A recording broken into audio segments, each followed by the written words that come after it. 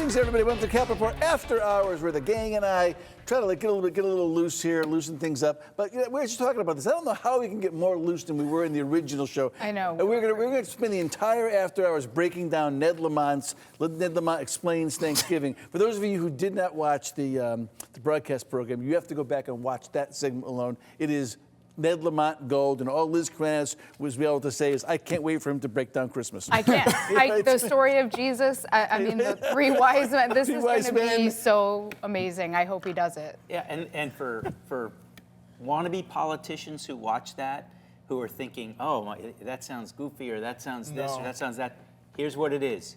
It's genuine. Correct. Yes, he's being himself. Which is the takeaway. Right? We talked about this, my favorite quote of all time, Maya Angelou. People aren't going to remember what you said or what you did. They're going to remember how you made them feel. But it wasn't Wilbur Cross in 1936. No. It wasn't quite that. Well, he was a professor at Yale, so he was quite the learned man. Ned's a Harvard guy, so not nearly as learned. There you go. As a Yale guy. Yep. Oh, you're a Yale guy. All right, let's get to some news, guy. Erin Stewart most Connecticut argument we've ever had here. Erin Stewart stopped exploring. Finally, exploring. Here's what she had to say when she announced. Watch this. Punch it in. We also need to fix the underlying drivers of high costs, like energy. Connecticut can't generate enough energy for our current or future demands. And Governor Lamont thinks that a few windmills off of Block Island is going to solve that. And I quite frankly think that is absurd. We have to work with our state and federal partners to bring in more natural gas. And here's a controversial one. We have to expand nuclear power. It is the most...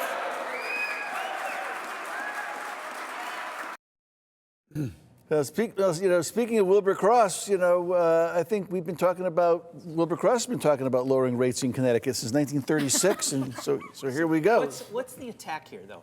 We just heard that there were 9 people protesting Governor Lamont, who wants to increase natural gas into the state. That's right. And we know that Governor Lamont went down to meet with EPA Secretary Chris Wright of the Trump administration to talk about expanding nuclear. And Liz has talked about this. And all of the above strategy, and Governor Lamont is doing that. So it's very strange to hear Erin Stewart attack him because of things that he's already doing.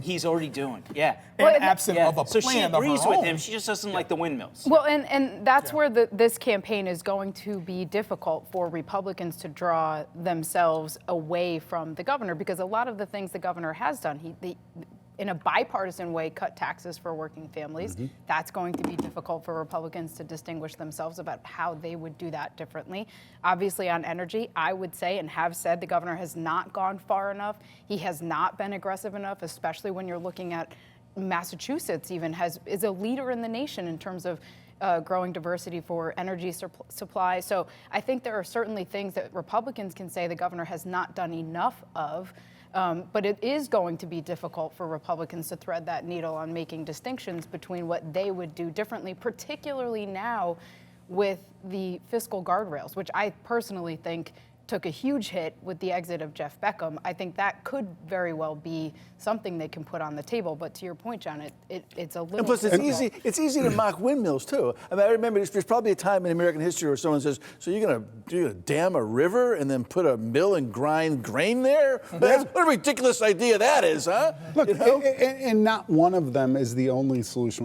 We have to look at everything, because her underlying thing of high energy rates is absolutely true, but it's going to take a lot more than talking points that aren't really based in fact. One of the areas I want to push back on is this Connecticut being overtaxed and sitting on all these surpluses. That's just factually inaccurate.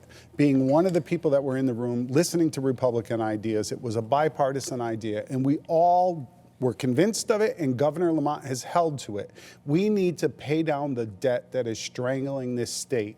Pension debt, bonding debt. That's what these surpluses are doing. And what does that do? It creates more money in the future for programs, education, things that'll move the state forward. So we're not sitting on surpluses. We're doing like everybody else does. You get a little extra money in, you pay down the credit card because that 15% interest, 12% interest, whatever it may be. Maybe you don't have credit cards. You pay down the mortgage. That's what we're doing as a state, and it'll be really hard for true conservative Republicans to poke holes in that because they've been telling us to do it for years. But I'm also glad that you were able to kind of pull or parse out the $500 million that the legislature voted on to put in place in idle until there might be some sort of a hit from the federal government. Or if, right? Yep. February 4th, that rolls right back to paying down the debt. There you go. Right. But it's put in place to ensure that we're providing at least the basic services for the people of our state, and I believe Should there that's be an responsible. emergency? Well, and I think to the point about the convention strategy is it was an opportunity that I think was missed to give credit to the Republicans in the building for making sure that those fiscal restraints were put in place. Right, because your first step here is you need to be the nominee, and you need friends in that process. And maybe because many of the legislators have already started to. But when you call people clowns, don't they support make you friends? Fazio, maybe she's sort of just saying this is not something that that's not a place she's going to be able to so go. break down the race right now. See, between Erin Stewart, Fazio, and you mentioned during the broadcast thing, there's one more potential addition. Yes, Betsy McCoy. So break it down. Greenwich, right. So I mean, How much listen, money do they get if they qualify? I believe there's about $1 million at the convention primary, level, okay. and then there's another, I think, million or so for the primary, and then they get whoever is the big victor Twinkie. gets Right. a significant chunk Right, of a money. big I think Twinkie, it's right. like $12, $13 million. Oh, nice. Look, the convention strategy is the first one, where you got about 1,000 delegates, including superdelegates. You get one delegate for every 750 votes from the previous Republican candidate for governor. I was surprised there wasn't it wasn't a lot of red meat there. So let me understand. So if we get McKinney to run for governor in as Republican primary, right, we can chop up $1 million between us as consultants. That is I have not actually. I would do it for free. I have actually I never. would do it for free. Oh, and to be perfectly triple clear, how much Liz is going to take then. I've already made this abundantly clear. I am not working in this governor's race on any side, and very delighted to just be sitting here with you all. And But there's talking about significant money to be made. The point is That's the point, in the consulting class. Yes, and that obviously is a part of the pitfall in the CEP. And to be very clear, I have never taken a penny from a candidate through the CEP program. Go check the state elections reports. I think what's interesting was that there wasn't a lot of red meat. There weren't these punchlines where she sort of tried to separate herself from Ryan Fazio. If I was her, I would have said, I wouldn't have walked on a vote against Ned Lamont's utility policies. That's what I would have said. There weren't a lot of shots at the governor and the Democrats in the legislature on really big issues for Republicans, like immigration and things like that, right? I mean, it was very much more of like, your kind of bread and butter Republican speech, which I don't know that it meets the moment, particularly when you are going to have a potential three-way primary. No matter what, you have to give the base a reason to get excited about your candidacy. And if you want to stave off a Republican primary, the way to do that is to show them you are going to carry the flag. Hey, let's go to a quick clip of Lamont reacting to some of the stuff. Watch this. I know Erin well. We've done a lot of work together in New Britain over the last 7 years, and I welcome her to the race. I'm going to take care of the state of Connecticut, and on this Thanksgiving Day, make sure people are taken care of. Well, Ned Lamont the explained Lamont explains stuff, Not the guy right? who's too worried about what's happening in terms of his opposition. And quite frankly, I don't think he needs to be worried. I mentioned this on the show last week. I think there are two potential speed bumps to a third term for Ned Lamont. One, he can control. How does he make sure that the Democratic Socialists, which are a large, growing group of Democratic voters, as represented by Josh Elliott, how does he deal with them so he doesn't lose them? And I think at the end of the day, whether he's running against Ryan Fazio or Erin Stewart or Betsy McCoy, they're going to come home and be with him. But he just needs to make sure he talks to them. And the second is the economy, which he has no control over, the national economy.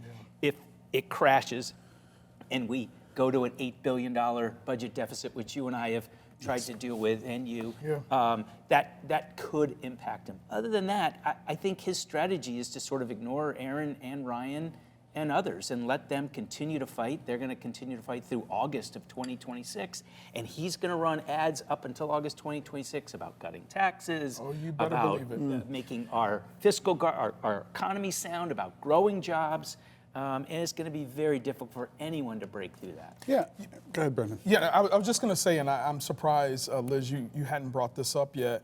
There's not been like this wide-scale polling of Lamont, Fazio. Well, it's early. Too early. And it's super early. It's super early, and I get it. But on the same token, I'd be interested to kind of see those numbers and break that down. Well, we here's did, what they though. We show. did get a Yeah. little bit, right? Aaron put out a poll, and I think it was That over was the a head-to-head. summer. That was her. And in fairness, I mean, to me, those numbers actually lined up, right? I mean, it had her, I think, at around 42, 43% Yep. statewide, which, when you look back at the electoral history of midterm elections, that's about where Republicans are, right? I mean, both at the gubernatorial level and at the Senate level in 2022, that's what the statewide candidates got, was about 43% of the vote. So that is, I think, where Republicans' high watermark has been, and they're going to have to figure out how they get around But that's it. a generic. That's also generic. Generic. Because, So before we because take- she's not known by that many people in Sure. the state, and neither is Ryan Fazio.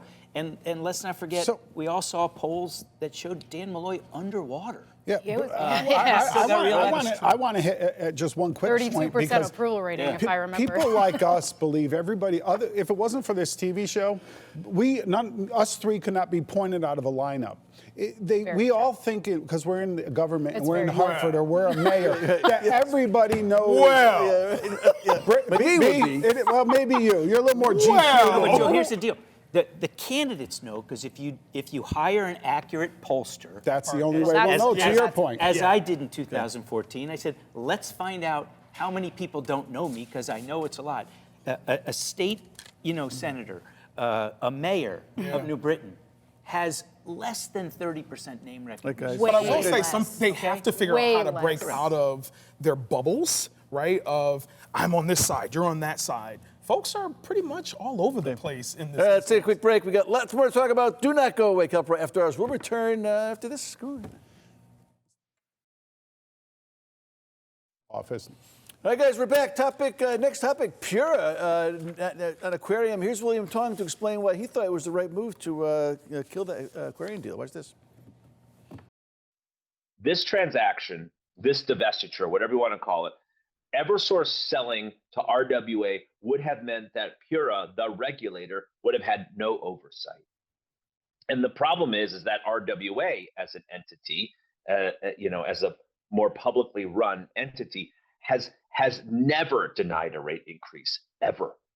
Okay? And so PURA, on the other hand, has been very aggressive to the utilities' chagrin in the past few years. And so we would lose that oversight. We would lose that muscle, that hammer that we so need for ratepayers to keep our rates low. Don't you feel like that's the Wizard of Oz? I mean, sometimes I want to go into his room and just pull that camera up even to him. He's like talking up at this and Well, they have filters now. You can create your own background. I know, right? Let's go. Right. He's just like, all right, have that. Look, I like what he just said there better than what he said on the show. That's something we could have talked about. It is a little disingenuous because the fact is the municipal control is something we talk about a lot. Right. And these municipalities weigh out the pros and cons, and they do. PURA's success or lack thereof of controlling utility rates over the past few years has been terrible. It has had no other effect than a lot of court cases, and we just saw the court came out and said, hey, you guys have some major problems there, and it's being remanded back. What I've said earlier, and I'll say it again now, I think the new PURA commission is going to do the right thing. They're really well qualified. But the problem is you have, by Budzik own decision that we saw this week, it wasn't right. We had an individual using the levers of government to put forward a personal agenda. They need to correct that. And look, Governor Lamont should not take any heat for that. If the attorney and the chair were lying to everybody, they most assuredly were lying to Governor Lamont. But he did the right thing. New commission, let's move forward. PURA oversight of all municipal watersheds, John, water companies. How do you think that goes in the overall atmosphere of Connecticut politics? Well, but I think that's why I kind of agree with the PURA decision to stop the sale, because I do think the governance structure of the RWA is insufficient. I think ultimately there'll be a deal that will get done, and I think ultimately we'll find out that these nonprofit, regional-run water authorities can work for people, but I think there has to be some other oversight of the nonprofits, and you're obviously going to have to work out the property tax consequences of not being a nonprofit. And I think Liz talked about earlier the fact that there needs to be more investments made into the system by the nonprofit. That needs to be captured by property tax money as well. And that's not in this current deal. But I think they're going to get a deal. Yeah, I mean, I think to me the politics of this, to your point, shocking what we saw come out of Judge Budzik. And I think it's illustrative of what, and you have to give credit where it's due, as I am always happy to do. Vin Candelora, as the House Republican leader, has been calling out these issues for a long time. Candelora drinking game. For years, actually. And I think that when you look at that, and this is exactly what he's been talking about. Yeah. And Budzik affirmed that. Okay. And beyond that, we saw a report that the governor's office did know what Marissa Gillette was doing, and they did nothing. Right, and then they put forward Marissa Gillette as the chair and a commissioner knowing what she was doing. More to come on that, guys. Hey, I guess Murphy's been in the news recently. I think we got a clip of him saying something. I don't know what the clip's about, but just run it. We'll talk about it. The President of the United States just called for Democratic members of Congress to be executed. This is not normal. We cannot allow this to feel normal. This, as far as I know, has never happened before in the history of the country. Just to be clear, does the president want to execute members of Congress? No. They're suggesting, Nancy, that the president has given illegal orders, which he has not. Every single order that is given to this United States military by this commander-in-chief and through this chain of command, through the Secretary of War, is lawful.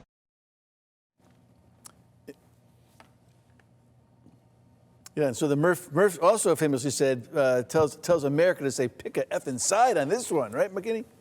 He did. Yeah. And I might be okay with what Chris Murphy said if a month ago he hadn't said, we are at war and we must do anything. Anything includes political violence. It is 100% true that if you say we're at war and you can do anything, that includes political violence. If President Trump had said that, Chris Murphy would have come out and said, President Trump wants you to go out and kill Democrats. You can't out-Trump Trump. And that's what Chris Murphy's trying to do. He's trying to out-Trump Trump. It's never going to happen. If Trump goes to 10, Murphy tries to go to 11, Trump's going to go to 15. And if Murphy wants to go to 16, Trump's going to go to 20. You will never out-Trump Trump. And I said it last week. Chris Murphy's at war with everybody on the Republican side. And Democrats, too. How about you sit down with John Fetterman and John Cornyn and other people and talk and say, hey, this is kind of crazy. How about we come up with a solution on immigration? How about we come up with a solution on this? He's not interested in finding solutions. The worst thing for the Murph is that, I mean, Trump largely ignores him. And it's like the worst thing is indifference. Yes. Well, and to John's point, we saw actually with the Epstein files, right? There was a lot of trials and tribulations to get there, but ultimately, let's go what happened. The House and the Senate passed. By December 19th, it is now on DOJ to put those files online for everybody to see. Let everybody make up their mind. And I don't care if you're a Democrat, Republican, unaffiliated. If you were involved, You deserve to be tossed off this island of America and figure it out from there. As somebody who did raise my hand and put my hand on the Bible and pledge the oath to the Constitution, soldiers, air people, sailors, go through the whole lot. They take that very seriously. And it does say it must be a lawful order. I will push back on the White House press secretary because she's inaccurate. Actually, blowing up those boats off the Venezuelan coast is against the law, and it is being executed by the military. So let's have an honest conversation on what's happening. I'm not saying President Trump is issuing illegal orders every day, but that particular one is illegal, both United States law and throughout the entire country and the entire world. I just want to go back to, John, your comments regarding the usage of words, right? And I don't disagree with you. I actually agree with you this time around. However, Chris Murphy's advocacy on behalf of so many people who cannot say what he's saying where he sits, we applaud that, right? So I agree with you. You can't out-Trump Trump, but do you just ignore all of the mishandling of government that our president has been involved in? Or do you fight the fight on behalf of the people, the democracy that we've been talking about quickly for so answer. long? Like, what? I would just say, two wrongs don't make a right. I agree. If Trump's wrong by saying what he's saying, Chris Murphy's wrong saying the part about war and do anything that's possible. There's another way of saying That's where I disagree, but I got you. All in favor, say aye. All right, guys, one Pushing the red. one quick break, and we'll chop it up for another Red couple belt. minutes, and then we'll all go turkey shopping. Oh my goodness. Oh, Lord. Because once a couple for after hours, we chopped it up a little bit, guys. So Thanksgiving's in a few days. Let's go around the table. What is the most overrated Thanksgiving side? I'm going with creamed onions. Creamed onions? Creamed onions. Overrated. Overrated. I don't even know I've that was never a had thing. that. I don't know what that Okay. is. Yeah. Okay. You agree, yeah. That's different. What about for you? Cranberry sauce. What? What? Overrated? What's Overrated. Which What do you put on one? your Not turkey? the canned jelly one. Just all of it. No. Well, what do you put on your turkey then? Gravy. Gravy? and that's it?